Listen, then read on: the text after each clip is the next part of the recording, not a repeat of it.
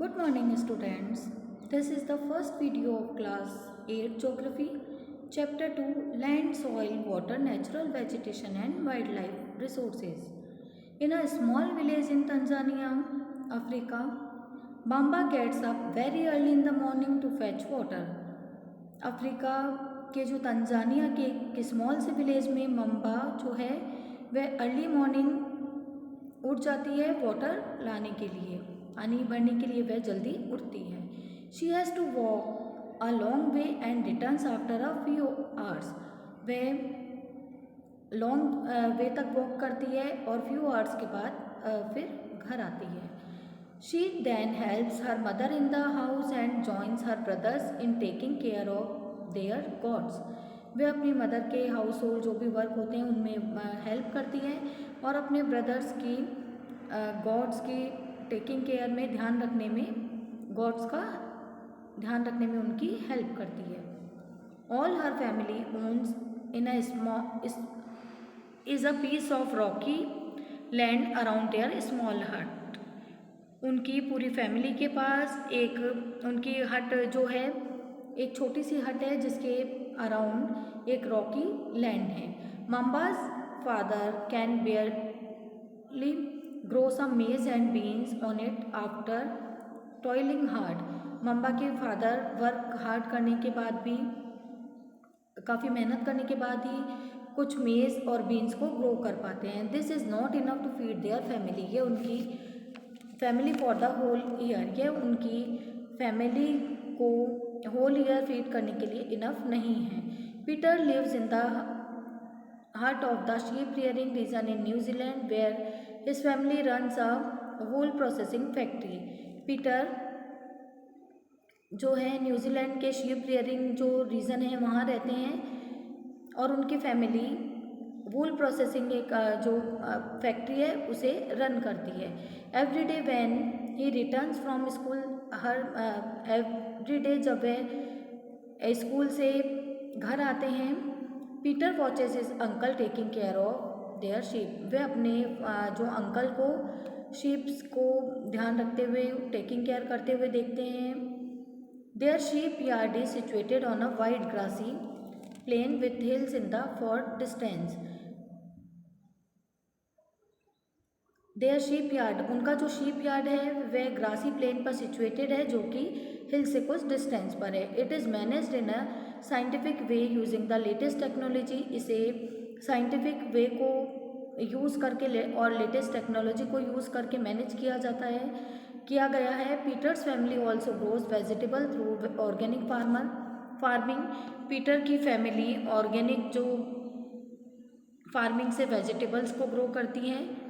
Mamba and Peter stay in two different parts of the world. Mamba और Peter world के different parts में रहते हैं and lead very different lifes और बिल्कुल अलग ज़िंदगी जीते हैं. This difference is because of the difference in the quality of land. यह डिफरेंस कुछ ऐसे कारण हैं जिनसे होता है कि क्वालिटी ऑफ लैंड की जो क्वालिटी कैसी है. Soil, water, natural vegetation, animals and the uses of technology और कौन कौन सी टेक्नोलॉजी यूज़ की जा रही है ये डिफरेंस इनको लेकर है. The availability of such resources in the main region places differ from each other. कोई भी प्लेसेस एक दूसरे से डिफरेंट होने का मेन रीज़न ये है कि वहाँ की अवेलेबिलिटी, वहाँ पर कोई भी चीज़ें किस तरह से अवेलेबल है. Land is among the most important natural resources. Land को एक इम्पॉर्टेंट नेचुरल रिसोर्स माना जाता है. It covers only about 30% of the total area of earth surface. ये अर्थ सरफेस का 30% टोटल एरिया जो है उसका 30% कवर करती हैं. And all parts of this small percentage are not habitable. और इसमें फिर भी इसके कुछ स्मॉल पार्ट्स में ही हम रहते हैं और कुछ ऐसे पार्ट्स भी हैं जहाँ जो कि रहने योग्य नहीं है, हैबिटेबल नहीं है. The uneven distribution of population in different parts of the world के डिफरेंट पार्ट्स में जो पॉपुलेशन का अनइवन डिस्ट्रीब्यूशन होने का यहाँ पर world is mainly due to varied characteristics of land and climate. ये रीज़न बताया कि जो भी लैंड है और जो क्लाइमेट है, जो भी जलवायु है और ज़मीन है उसके डिफरेंट कैरेक्टरिस्टिक होने के कारण जो पॉपुलेशन है उसका डिस्ट्रीब्यूशन भी अनएवन है, समान नहीं है।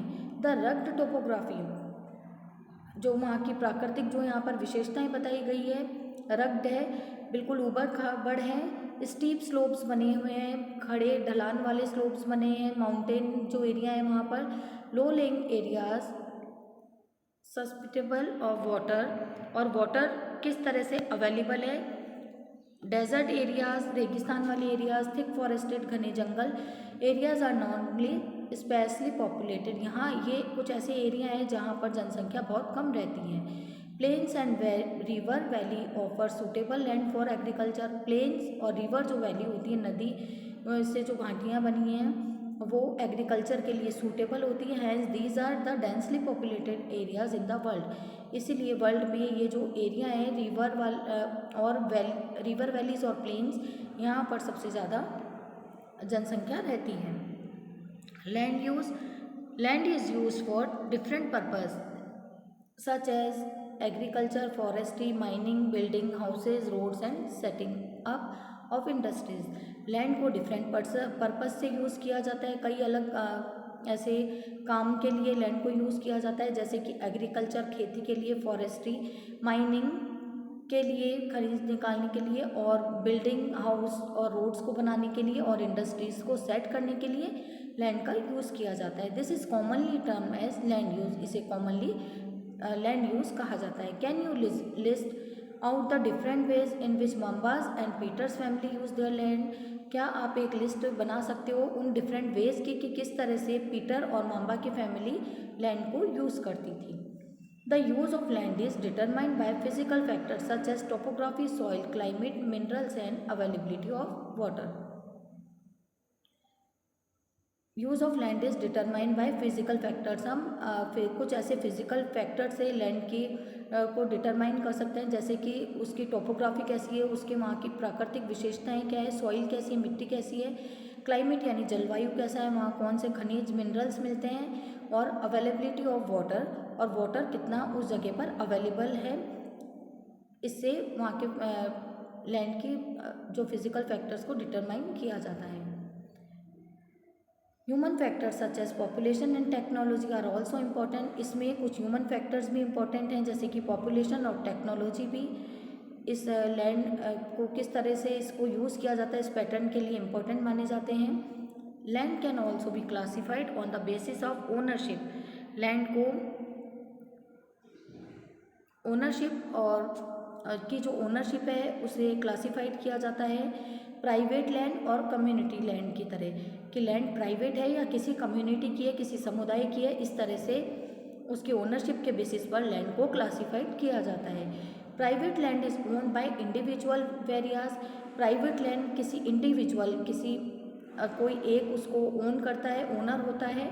Community land is owned by the community, community land पर कम्युनिटी ओन करती हैं, ओनर होते हैं कम्युनिटी के कुछ मेंबर्स, और इसका कॉमन यूज़ किया जाता है। जो कम्युनिटी लैंड होती है इसका यूज़ कॉमनली यूज़ होती है, जैसे कि collection of fodder, fruits, nuts और मेडिसिनल हर्ब्स। फॉडर यानी चारे को कलेक्ट करने के लिए, फ्रूट्स को, नट्स और मेडिसिनल हर्ब्स को कलेक्ट करने के लिए कम्युनिटी लैंड को यूज़ किया जाता है। These community lands are also called common property resources, in community lands को common property resources भी कहा जाता है। People and their demands are ever growing but the availability of land is limited, जो peoples की demands है वे काफ़ी people और उनकी जो डिमांड्स है वो काफ़ी बढ़ती जा रही है, और लैंड की जो अवेलेबिलिटी है वो लिमिटेड है। The quality of land also differs from place to place, land की जो क्वालिटी है प्लेस टू प्लेस डिफरेंट है, एक प्लेस से दूसरी प्लेस पर अगर हम जाएँ तो लैंड की जो क्वालिटी है वो हमें डिफरेंट देखने को मिलती है। People started encroaching the common lands to build up commercial areas, people common lands को कॉमर्शियल एरियाज़ बनाने के लिए यूज़ करते हैं, हाउसिंग अर्बन एरियाज़ में हाउसिंग कॉम्प्लेक्स बनाते हैं, and to expand the agriculture land in the rural areas, और रूरल एरियाज़ में एग्रीकल्चर लैंड को एक्सपेंड किया जा रहा है, एग्रीकल्चर लैंड बढ़ाई जा रही है। Today vast changes in the land use pattern also reflect the cultural changes in art. आज हम लैंड जो यूज़ करने के पैटर्न में जो चेंजेस देखते हैं, यह हमारे कल्चर सोसाइटी के कल्चरल चेंजेस को भी रिफ्लेक्ट करता है कि इनसे भी हमारी जो सोसाइटी में कल्चरल चेंज होते हैं। लैंड डिग्रेडेशन, लैंडस्लाइड्स, लैंड का पूरी तरह से ख़राब होना जाना, लैंडस्लाइड्स होना, सॉइल का इरोज हो जाना, जो मिट्टी है उसका पूरी तरह से अपरदन होना, डिजर्टिफिकेशन, मरुस्थलीकरण and the major threats to the environment because of the expansion of agriculture and construction activities. और यह एक जो एग्रीकल्चर और कंस्ट्रक्शन एक्टिविटीज़ के एक्सपेंशन के कारण, इनके बढ़ने के कारण, ये जितने भी कंस्ट्रक्शन बढ़ते जा रहे हैं उसके कारण ये एक इन्वायरमेंट के लिए एक थ्रेट, एक बहुत बड़ा थ्रेट है। डिजर्टिफिकेशन यहाँ पर मीन बताया कि किस तरह से जो डेजर्ट वाले जो एरिया हैं वो किसी क्लाइमेट के चेंज होने के कारण या फिर ह्यूमन एक्टिविटी के कारण वहाँ की जो सॉइल है वो फर्टाइल नहीं होती है, इसे डिजर्टिफिकेशन कहा जाता है।